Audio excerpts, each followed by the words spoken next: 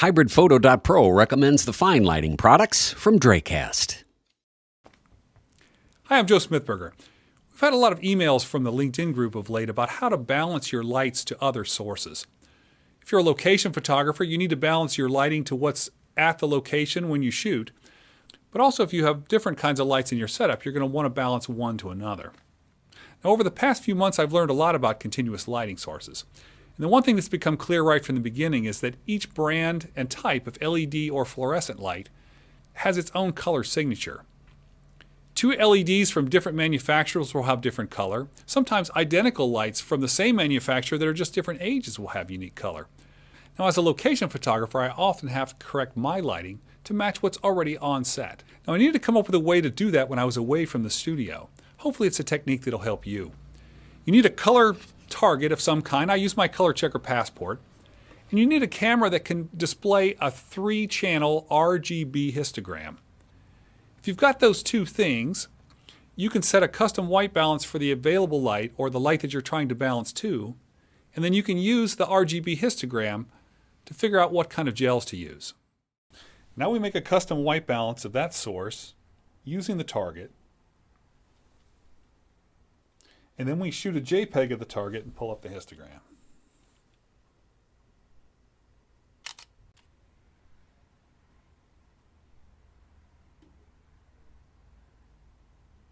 You'll see that if everything is done right, that you get 3 peaks at the test target's exposure. These should all line up perfectly, indicating the same amount of red, green, and blue for a big part of the image. This is what neutral color looks like. You turn your light up as high as it will go, then bring the target in close and shoot another JPEG. Now when you pull up the histogram, you'll see that it's probably not neutral. The idea is to add gels to the light until the peaks all line up again. Now in this case, you can see that the blue and the green are a bit higher than the red. That indicates that it's cool. If you look really carefully, you'll see that the green isn't exactly in between the other two. It's a little bit low. First, we need to address any magenta or green issues.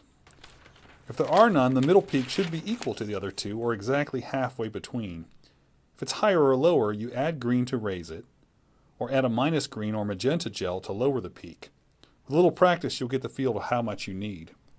I try to have a few 1/8 and 1/4 strength green and minus greens with me. Now in this case, I'm going to add a 1/8 plus green. When you get it close, you need to address color temperature. That will bring the red and the blue channels into where you need it.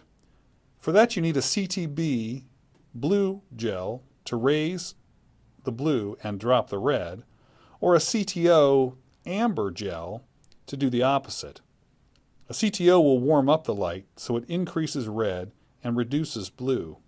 If you have a bicolor light, you can dial in the color temperature you need without adding gels at all. Now I know all this is a little bit technical, but I think if you go through it a couple times, you'll get it. Now here's an e-product that we put together for a local restaurant owner. We had a couple different lighting situations to deal with at this location. In the prep area, we had really warm fluorescent tubes. Out in the dining room, we had mostly daylight.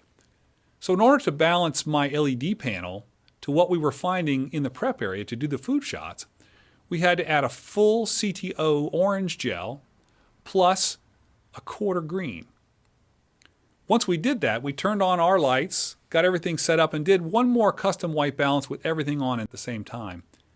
I think we got it pretty close. Here's the final result. Hope you like it. Hi y'all. For the best Mexican in town, choose Jojutla's Mexican Grill.